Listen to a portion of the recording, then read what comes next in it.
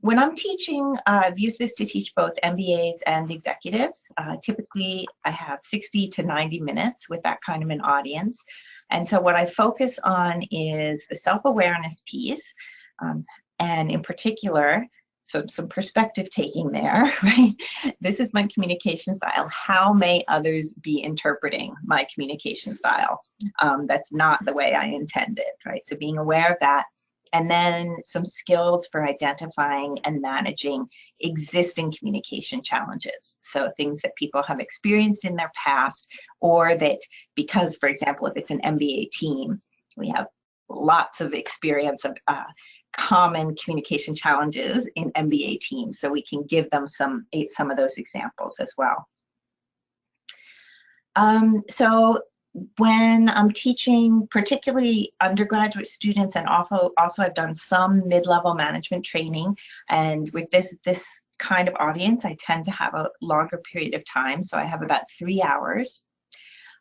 So of course I do the self-awareness, I do the skills, I also do some work on holistic interpretation. So how, so some specific case studies where the learners can practice understanding and interpreting communication styles of others that are different from their own. And for the skills, I'll spend more time on things like improvisation and adjustment. So not just identifying and managing, which was the MBA and executive group. So if the focus is entirely on teamwork, usually I've had about 3 hours here. So here we would, I have focused on identifying clusters and patterns within the team. So Jeff will talk later about our team feedback. Right now we just have individual feedback, but you can have your groups create their own chart where they sort of put their dots on it so they can see where are we similar, where are we different. And then really trying to identify where they're likely to run into challenges and how would they anticipate those challenges, how would they manage them if they occur, and putting that into some kind of a team contract. So we do specific skills, applying the concepts to project management or conflict resolution, so some specific examples like that. So for study and work abroad programs, we've had some experience using with this kind of audience. What I would do is the self-awareness piece, and then also some specific country learning. So the average profile of the country to be visited, and really kind of unpacking that within the history and the culture of that part of the world. What we're looking at doing right now is, and actually Sherry is aware of this, at South Carolina and Northeastern University, we're looking at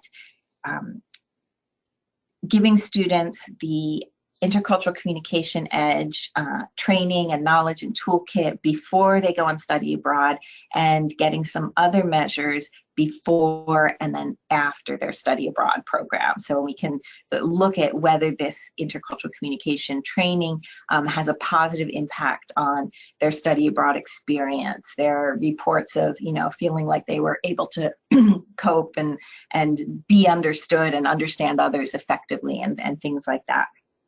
So we can look at growth and development along with some other sort of cultural intelligence or competency measures. Can I ask a brief question?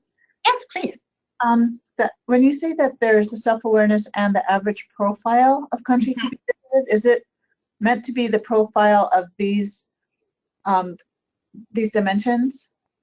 And if so, how do you get them? Okay, so right now, how you get them is you ask us. and depending on what the country is, we may say we don't have enough data to be able to supply it yet, because we want to make sure that we have enough data that we can give you something that we're confident in. But eventually that is going to be something, and in fact, in the near future, we're going to have some samples online of, I think for China and can't remember the other one we decided to do. Chile was the other one. So So exactly, it's going to depend, and if you have a group of students that are all going to different places around the world, then you would probably need to adjust that a bit in your Okay. teaching. Yeah. Thank you. Sure. Okay. So here are some examples of how I might structure my time with my group. If I have 3 to 4 classroom hours, I would spend the first part on the theory and the content. Then, so I would probably spend 45 minutes on that. Then for the assessment and the interpretation, I would go into a lot of detail with each of the 4 quadrants. So start with message context, show all 3 levels like I just did with you, spending a little bit more time than that, and then have the students individually read and explore their own message style feedback. Give them some small group work to help understand and apply their message style feedback. And then regroup, talk about it as a large group, and do the same thing for the relationship, context, sensory context, and time management context. Now, say I only have 90 minutes. What I would do with 90 minutes is I would do the same thing, but I would just do it for message context. So I would give them that experience of going really deep and understanding and getting the getting comfortable with the kind of feedback that they get at level 3 and how to apply that. So I would do the really deep message context, and then for the other 3, relationship, sensory, and time management, I would have them do homework or written assignments and do that on their own. And then so, if I only, yeah. So, we have a quick question, Wendy, from Valley. How much time for the other sections for 3 to 4 hours? Okay, so for 3 to 4 hours, I would do, I've gone back to that slide. So I would do 45 minutes on the theory and the content. And then I would do probably 30 minutes for each of the kinds of context, so that there would also be time to come back as a large group and have them kind of share and ask questions. I don't think you could do it in less than 30 minutes. All right, thank you. Okay, yep. So say you only have 60 minutes. This is, I have done this, I actually did this with Duke MBA a couple of years ago. So what we did was, so I was light on the theory and content, and I did only level 1 for this. So that very first screen where you get 4 dots, right? 4 scores. I did level 1 for message, relationship, sensory, and time management. And then I just showed them, I didn't have them do it themselves because time was so limited, but I showed them how to get down to level 3 and the detailed feedback. And then homework was written assignment to explore and apply all of them. So basically they would be looking at level 2 and level 3 for all 4 of the quadrants on their own outside of the classroom time. Okay. Ideally, you'd have a full day workshop. This is my favorite way to teach it, is a full day workshop. So I would do 90 minutes on each of the areas of context dependence. So some sort of specific examples here of how I might do that. And, you know, this is obviously, there's enough material here to spend an entire day on it, and then some. Like, you're still not going to be able to get through everything. So I think one of the key things as an instructor is planning ahead of time for how deep you're going to go and what you're going to highlight, and then letting the group know that they should look at the other stuff on their own.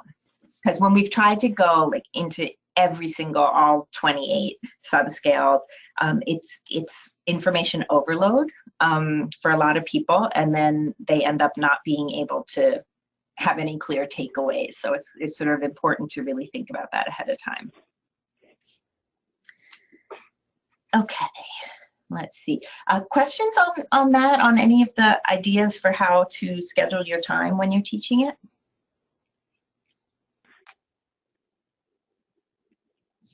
Okay.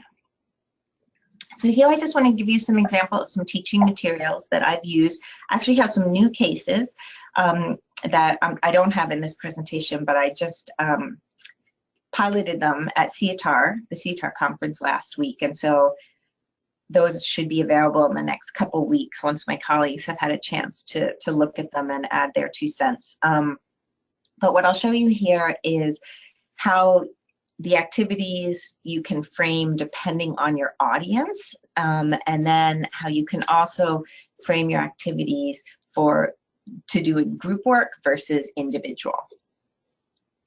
So for example, if you're teaching teams, common communication challenges, I would give specific examples that I've seen from teams that I have worked with and consulted with in the past.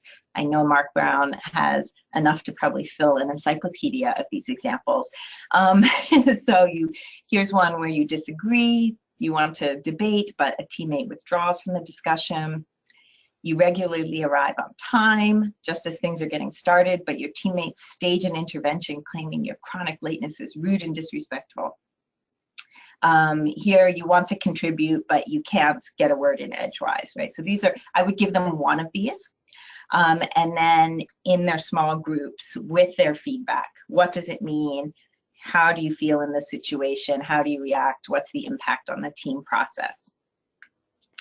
And then here's an example, a similar example, but for a service sector, right?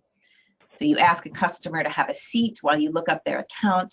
They not only remain standing, but they also peer over your shoulder to look at your computer screen, right? And so I have some more examples here. And again, it's just giving you an idea of how, actually I said I would have them work through this with their feedback reports. Another way actually I've done this is I've given some examples like this at the very beginning of a session to give participants, they're sort of, putting themselves in the shoes of someone who's facing one of these communication challenges, and it's often something that they can really relate to. And then when I introduce the material, they have a situation that they can attach it to, that, oh yeah, this is something that I've experienced before. So you could do it at the beginning, or you could use examples like this once they have their feedback reports and they kind of interpret it using their feedback report. Okay. So here's some examples of group work that I've done. Yeah, so this one, I'm just looking at the notes at the bottom where it says discussion. So these ones I was using once they had their profiles. So what does it mean when someone says it's not bad? Okay. What do you personally do if your group has supposedly come to agreement on something but you don't agree, right? So you sort of give these real live situations that they may have encountered or may encounter in the future. Go around the table and share your own honest response. Where do you find variance? What explanations and recommendations are offered in your communication profiles? Here's a similar thing for time management style. The first one people have a lot of fun with, right? So you have a team meeting scheduled for 9 a.m. What clock time do you arrive, and what clock time do you expect to get down to business? So teams have a lot of fun going around in a circle and honestly answering to that question. Oh, so here's some examples of group work when you have, for the profile as a whole, right? So in what ways might your communication styles complement one another? In what ways might you run into friction due to differences in your communication styles, and giving them some examples to work through and then helping them identify some additional examples on their own. And then here's an example of, you could have people work through it individually if you don't want to have them work in teams. So here's an example where you everyone seems disappointed, and you say, I'm sorry. What do you mean when you use the words, I'm sorry? Are you taking responsibility? How might your teammates interpret your words? Use relationship context to explain. And so you could do this with a written homework assignment, for example, that people could do on their own. And then there's some examples for sensory style. So you'll get a packet with examples like this that you can use as an instructor. And as I think Jeff mentioned at the beginning, we haven't really talked about this yet, but yeah, as we get more people out teaching it and people developing their own materials to use to teach it, we're hoping that people will, be willing to share some of those, and we'll have things available online and increase that database of materials available online to certified instructors. And then the last thing I wanted to just cover in this section is, I mentioned it's a lot of material. You really want your learners to be able to take something away that they can use and that they're going to remember. And so what I have come up with is, I call it the 3 I's. And usually at the end of the day or the session, I'll go through an example for them if we're short on time, or I have them do some little examples, vignettes in groups where they have to identify what are the cues in the communication context, interpret, so using their cultural knowledge to try to understand the meaning, and then improvise. If it's a vignette, right, would they recommend that one party adjusts their style, or would they do a process intervention, right? So you could say, I'm sensing that there's some tension here and some misunderstanding. How about if we proceed in this way? Or some sort of active listening, perhaps, to check for mutual understanding. But I give them that as sort of a toolkit for how to think about remembering and applying these principles that they've learned, is the 3 I's: identify, interpret, and improvise.